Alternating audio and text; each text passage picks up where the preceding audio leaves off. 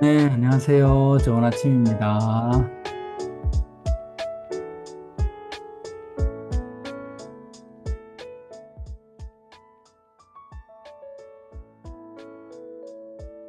아, 좋은 꿈 꾸셨나요? 오늘 아침 생각은요, 리액션에 대한 이야기를 좀 해볼까 합니다.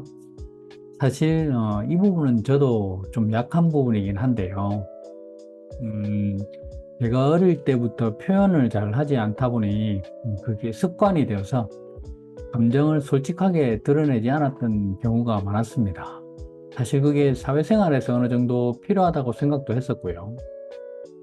그런데 오늘 주제인 리액션에 대한 부분에서는 조금 다릅니다. 저도 감정이 있는 사람이라 무례한 사람한테는 화도 나고요. 감동적인 상황에서는 눈물도 나고 합니다만 애써 참고 견디는 경우가 많았습니다. 그리고 고마운 상황에서는 감사함을 잘 표현하지도 못했고 재밌는 상황에서도 소리 내며 웃지 않았던 기억이 좀 있습니다. 진중한 사람이 되고 싶었는지도 모르겠어요. 제가 아메를 하면서 가장 많이 변한 부분이 이 부분인데요. 여러분, 큰 미팅에서 외부 강사나 가수들이 와서 공연을 하면 그분들이 무척 좋아하시죠. 왜냐하면 청중들의 리액션이 너무 좋기 때문이거든요. 제가 타 지역에 강의를 하러 갈 때도 그런 느낌을 종종 받습니다만, 강의 중간중간에 리액션이 참 좋은 경우가 많았습니다. 아메를 하는 사람들이 공통적으로 가지게 되는 것 같기도 한데요. 사실 그런 상황들을 보면서 저도 조금씩 감정에 솔직하게 반응하는 법을 배우게 되었던 것 같습니다.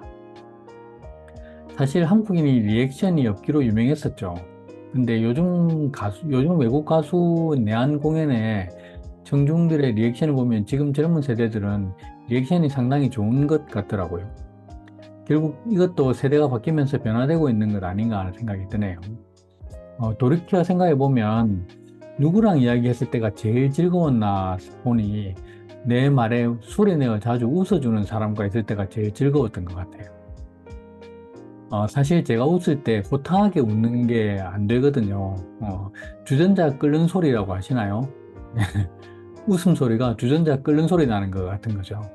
혹시 그게 뭔지 잘 모르시겠으면 유튜브에 주전자 끓는 웃음소리라고 검색해 보시면 아실 겁니다. 음, 근데 제 주변에 진짜 호탕하게 한번 하하하하 이렇게 웃는 여성분들이 좀 있죠. 예, 저랑 지금 같이 사는 사람도 그렇게 웃거든요. 그게 좋아서 같이 사는지도 모르겠습니다만 어쨌거나 그런 사람들과 같이 있으면 그냥 즐거운 거죠.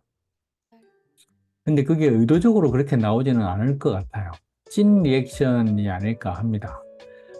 수진 리더는 어떤 이야기를 들으면 그 이야기의 내용에 너무 집중을 하는 편인 것 같아요. 그래서 그걸 누가 이야기했는지를 잘 기억하지 못할 때가 많았어요. 제가 한 번씩 웃긴 이야기를 하거든요. 그러면 그게 재밌다고 막 깔깔거리고 웃어요. 그런데 며칠 뒤에 재밌는 이야기가 있다고 자기가 저한테 그 이야기를 하는 거예요. 제가 했던 이야기를. 그래서 제가 해줬던 이야기인데 처음에는 그건 내가 이야기한 거라고 제가 말해줬었거든요. 그런데 몇 번 그렇게 계속 반복되고 난 뒤에는 그다음부터는 제가 처음 듣는 것처럼 그냥 같이 들어주고 웃어줬던 기억도 납니다. 한 번은 이런 경우도 있었어요. 사업 초기였던 어떤 파트너가 제품에 대한 새로운 사실을 알아냈다면서 저한테 막 이야기를 하는 거예요. 그래서 저도 몰랐던 것처럼 진짜냐고 우와 하고 같이 신기했던 적도 있었습니다. 이런 부분도 사실 중요한데요. 말을 하는 사람이 무안하게 느끼지 않도록 해주는 게 아주 중요하더라고요. 입장 바꿔서 내가 무슨 말을 했는데 그 이야기로 인해서 나중에 무안하게 되는 경험을 하게 되면 괜히 주눅이 들거든요. 세심한 관찰과 배려가 필요하다는 생각이 듭니다.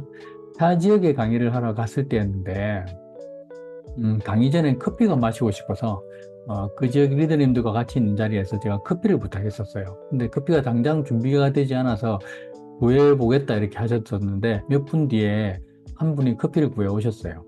그래서 제가 그 커피를 마시고 있었는데 한 2, 3분 지났나요? 또 한 분이 헐레벌떡 그래가지고 커피를 또 구해서 오셨더라고요. 근데 제가 커피를 이미 마시고 있는 걸 보셨잖아요. 그래서 엄청 약간 겸연쩍어 하셨어요.